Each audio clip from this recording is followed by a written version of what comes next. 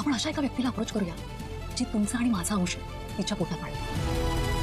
लग्नानंतर होईलच प्रेम मालिकेमध्ये आपण पाहणार आहोत की नंदिनी आणि जीवा आता आई बाबा होणार आहेत. तर ते कसं होणार आहे या सविस्तर व्हिडिओमध्ये पाहूया. नंदिनी जीवाला म्हणत असते की जीवा, तुम्हाला बाळ हवं आहे ना? तुम्हाला असं वाटतं ना की आपलं बाळ असावं, ज्याला मी खुशीत घेऊन झोपावं, स्वतःच्या हातावरती खेळवावं, बरोबर ना? मग आता तुमचं हे स्वप्न पूर्ण करूया. आता नंदिनी असं म्हटल्यावरती जीवाला आश्चर्याचा धक्काच बसतो आणि तो म्हणत असतो की नंदिनी, ते कसं? त्यावेळेस नंदिनी म्हणत असते की हे बघा जीवा, हे जे काही झालंय ना त्याच्यामध्ये खरं तर चूक कोणाचीच नाही, पण आपण आई बाबा होऊ शकत नाही, याच्यापेक्षा मी आई होऊ शकत नाही हे कटू सत्य आहे. त्यावेळेस जीवा नंदिनीला म्हणत असतो की नंदिनी, काय बोलतेस तू? तुझं तुला तरी कळतंय का? त्यावेळेस नंदिनी म्हणत असते की अहो, मी खरं बोलतीये, खरी परिस्थिती मी तुम्हाला सांगते. मी आई होऊ शकत नाही, पण तुम्ही बाबा होऊ शकता, असं आता आनंदानेच नंदिनी खूपच खुश होऊन म्हणत असते. त्यावेळेस जीवा म्हणत असतो की एक मिनिट, मी समजलो नाही तू जे काही बोलते ते, नक्की तुला काय म्हणायचं आहे? त्यावेळेस नंदिनी म्हणत असते की तुम्ही बाबा होऊ शकता जीवा. आणि मग ती जीवाचा हात पकडते आणि म्हणत असते की हे बघा, आता जे मी काही सांगते ना ते नीट शांतपणे ऐका. मी शांतपणे विचार केलेला आहे या सगळ्याचा. आपण अशा एका व्यक्तीला निवडू जी तुमचा आणि माझा अंश तिच्या पोटामध्ये वाढवेल. मग हे ऐकून जीवाच्या पायाखालची जमीनच सरकते आणि तो खूपच आश्चर्याने नंदिनीकडे बघत असतो. पुन्हा नंदिनी म्हणत असते की आपण सरोगसी करूया जीवा, आपण आपल्या बाळासाठी सरोगसी मदरचा विचार करूया. त्यावेळेस जीवा आता इकडे तिकडे बघतो. आता तो खूपच घाबरलेला असतो की कोणी ऐकलं की काय म्हणून, आणि तो आता दरवाजा लावून घेतो, म्हणजे दरवाजा लावायला जातो. तर नंदिनी सुद्धा त्याच्या पाठीमागे जाते. तिला असं वाटत असतं की जीवा निघून चाललेत की काय. त्यावेळेस जीवा आता दरवाजा लावतो आणि म्हणत असतो की तू काय बोलते? तुझं तुला तरी कळतंय का?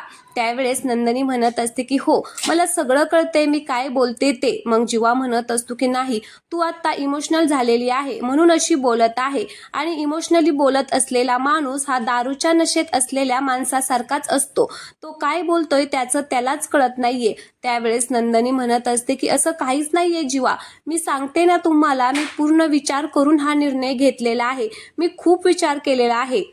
त्यावेळेस जीवा म्हणत असतो की हे बघ, तू ना आता काहीच बोलण्याच्या मनस्थितीमध्ये नाहीये ग, प्लीज तू काहीच बोलू नको. त्यावेळेस नंदिनी म्हणत असते की का हो, का असं वाटतंय तुम्हाला, आणि काय प्रॉब्लेम आहे? मी म्हणते असं जर केलं तर सगळेच प्रश्न सुटतील, तुम्हाला आणि मला बाळ मिळेल, घरातल्यांना नातवंड मिळेल. तर आता जीवा काहीच ऐकायला तयार नसतो. त्यावेळेस आता नंदिनी म्हणत असते की हे बघा जीवा, माझं ना 2 मिनिटं शांतपणे ऐकून घ्या. अहो, ज्यांना बाळ होत नाही त्यांच्यासाठी हा सरोगसी उत्तम पर्याय आहे. याच्यामध्ये ना 2 पद्धती असतात. एकात तुमचं स्पर्म सरोगसी मदर्सला दिलं जातं आणि दुसऱ्या पद्धतीमध्ये तुमचं स्पर्म आणि माझं एग्स त्या सरोगसी मदरला दिले जातात. आणि IVFच्या मदतीने जी मुलगी गरोदर राहते आणि ते बाळ अक्षरशः आपल्यासारखंच दिसणार आहे, कारण तुमचा आणि माझाच अंश असणार आहे ना त्याच्यात. मी तुम्हाला आणखीन एक सांगू का? तुम्ही असं समजा की माझी ओंजळ कमी पडली म्हणून मग मी दुसऱ्याच्या पदरी माझ्या बागेतल्या कळ्या ठेवायला दिल्यात. बस ते जे फूल उमलून येणार आहे ना, ज्याने देवाची पूजा केली जाणार आहे, ते आपलंच असेल ना. त्यावेळेस जीवा म्हणत असतो की एक मिनिट थांब जरा, शांत हो तू. इतका वेळ सगळं टेक्निकली सांगत होती आणि आता सगळं कवितेसारखं सांगत आहे. अगं नंदिनी, हे सगळं सोपं नाहीये, हे सगळं सेलिब्रिटी करतात, आपण कसं करणार? त्यावेळेस नंदिनी म्हणत असते की बाळ व्हावं ही इच्छा फक्त सेलिब्रिटींनाच असते का?